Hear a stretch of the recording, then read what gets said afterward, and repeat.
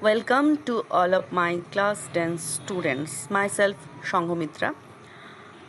Today I am commencing to discuss the fifth story, Footprints Without Feet, which is included in the fifth chapter of Footprints Without Feet, the same title of this book.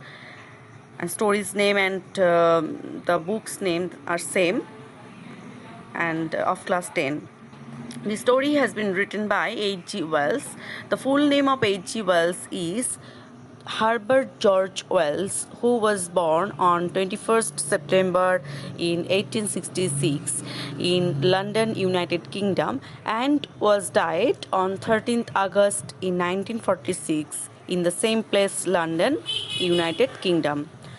He was a prolific English writer. He followed many jazz. Jazz means style of writing. Suppose he has written dozens of novels, short stories, history, satire, biography, autobiography, etc. As a profession, he was a novelist, teacher, historian, journalist, etc.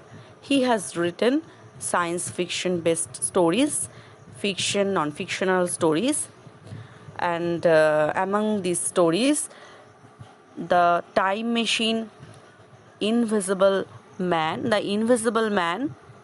The Country of the Blind, The Red Room, The Star, etc. are most famous. So this story, Footprints Without Feet, is a science fiction based story. So let us discuss about the theme, the summary, and word meaning, question answers, and moral of the story, message, etc. Whatever you will get, just see. Apart from this, you have to know about the main characters. The main characters are, first of all, Griffin.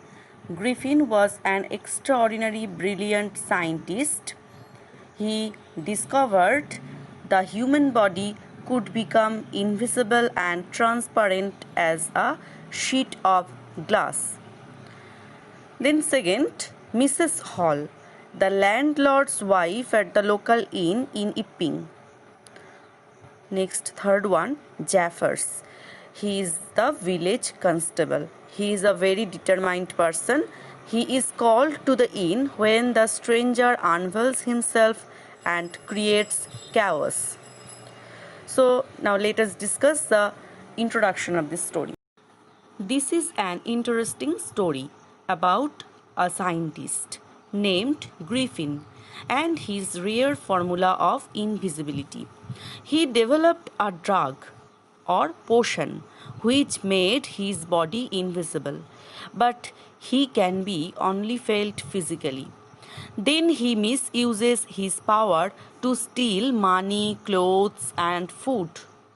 He found it difficult to stay in London with such power, so decides to move to a small village, Epping.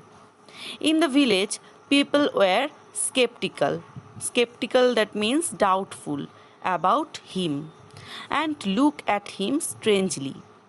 A series of incidents happened in the inn where he stayed. So I have told the owner of the inn was Mrs. Hall. As his money exhausted, he again started stealing it from people and hit the owners of the inn when they suspected him.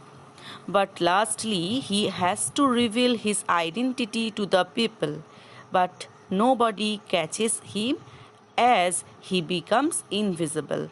That's why the title was given Footprints Without Feet. Everyone, after that happenings, after this series of incidences, everyone can understand, can see the footprints, but no one caught him because no one could not able to see him because he was invisible. That's why everyone could see this invisible man's feet only footprints. So that's why it is the title footprints without feet. Summary. The story revolves around a unique scientific discovery that completely changes the life of the protagonist named Griffin.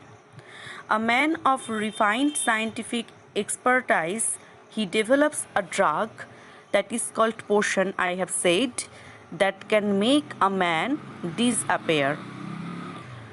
It offers invisibility to the naked eye as long as the consumer of the drug is completely nude.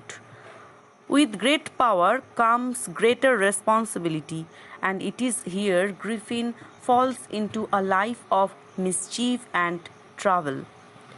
He lives in the city of London and is frustrated by the constant nagging of his landlord.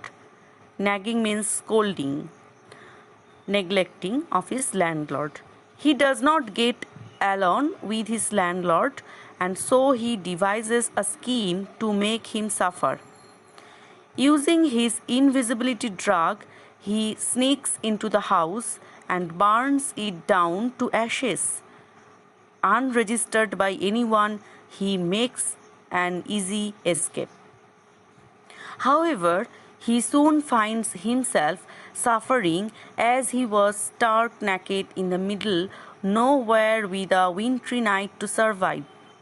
In order to save his life, he breaks into a clothing store and scores himself a nice warm pair of clothes. However, one crime leads to another. He ends up stealing cash from the store reserves. When the guard opens the store in the morning, he finds Griffin with the stolen money, but Griffin manages to escape again. Homeless and on the run, he finds refuge in a new place.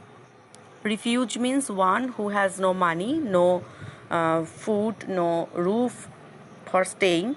That is called refuge. He boards a train to a village named Epping.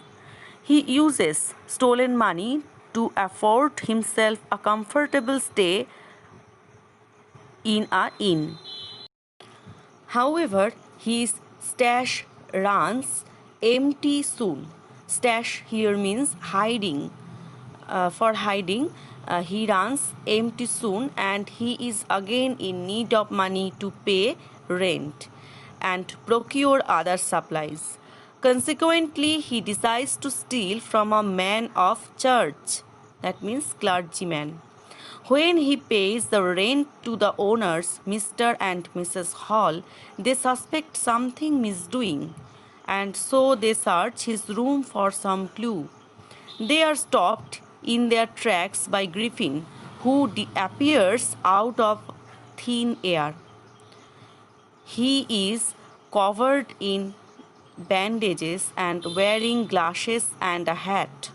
When questioned about the money, he gets nervous.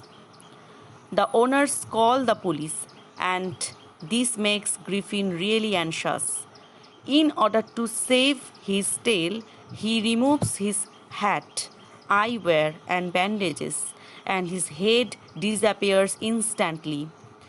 There are gasps of horror from the onlookers, and they freeze with death. The policeman tries to get hold of the headless figures. A scuffle breaks out to apprehend the criminal. In the end, now invisible Griffin is able to fend the policeman off and escape. The policeman is left licking his wounds. All that is left are his footprints without any feet. That's why the title is apt. This is the summary of the story. I'm so lonely, broken angel. I'm so lonely, listen to